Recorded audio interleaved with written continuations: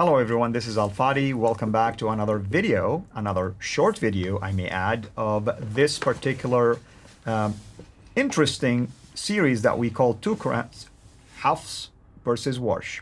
Qu'rans, Hafs versus Warsh. And we've given you enough information so far as to why we have called it this way. And we've gave you enough evidence so far and examples of why we're calling it Qu'rans, because we are comparing the way one reader by the name Hafs, represented by this green Quran right here next to J, versus the reading of another gentleman by the name Warsh, represented in this copy next to me. And we are looking at these words in these verses, how Hafs pronounced it, how Warsh pronounced it.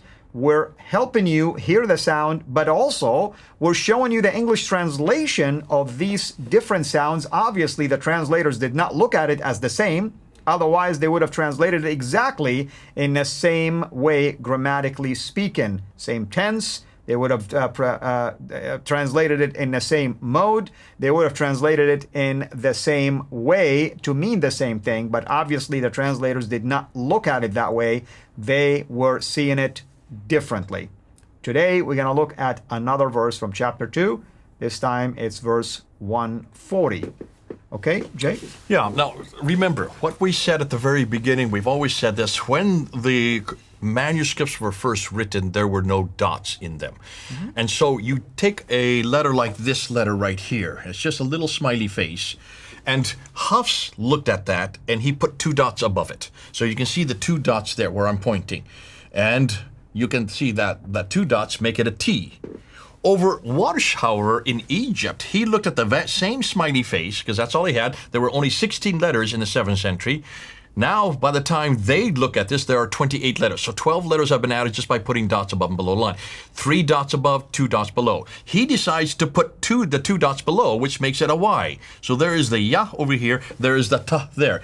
Does that change the Arabic? Back to you. Yep. The Arabic of Hafs here reads taquluna, and it's really a question. Am taquluna?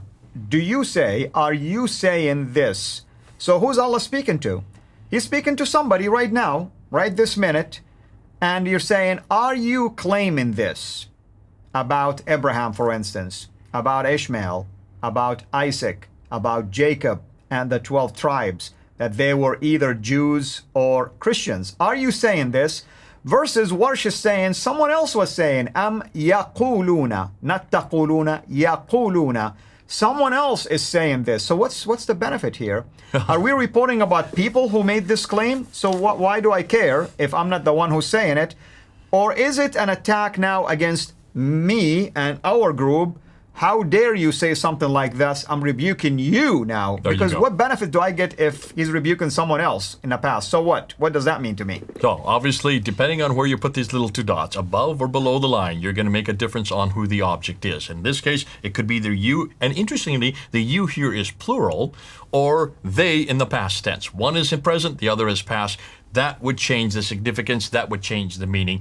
We're not going to say at this point that this is a doctrinal difference, but nonetheless, those that are doctrinal differences, I like to see what Muslims are going to come up with, and who is it, and who are these 2 guys? How can Hafs and Warsh, who are not even of the 10 readers, these are not the Qira'at readings, these are nothing more than the students, the narrators.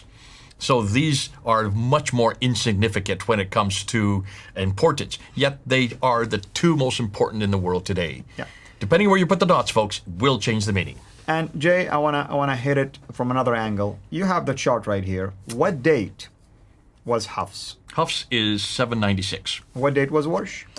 Warsh is 810. Okay, 796, 810.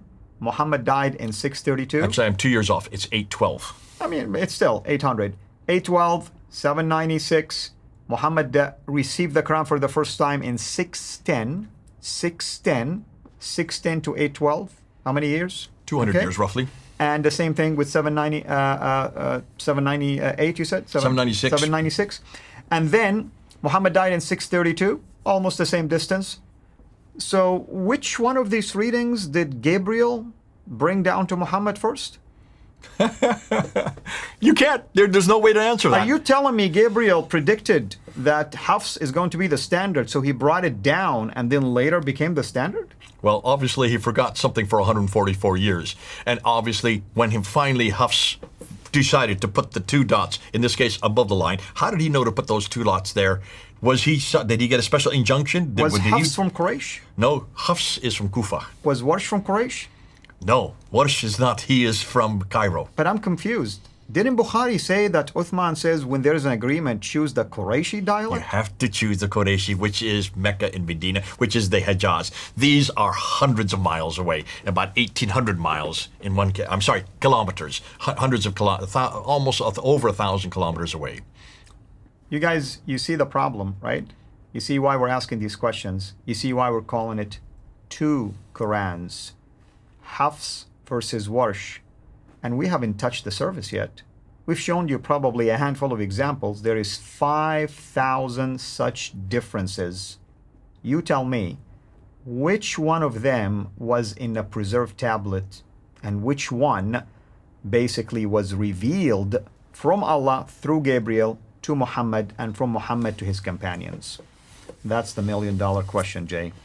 Isn't it great? This is so much fun, and it's so good to have an Arab speaker who understands the Arabic. I do it, I'll make a look a fool like myself, but when you do it, I want to see any Muslim that can now confront what you have just said. There's the visual. We've shown you the material. We've shown you the Arabic. We've shown you the translation, and we've shown you the significance. But you need to decide, and Muslims, you need to decide, how can this have come from God? How could this have come from Muhammad? How could this have come from Uthman when all of these are hundreds of years later? 796 for Hafs, 812 for Warsh, Kufa for Hafs, Cairo for Warsh. These are hundreds of miles away and hundreds of years different. Are we starting to see a pattern here?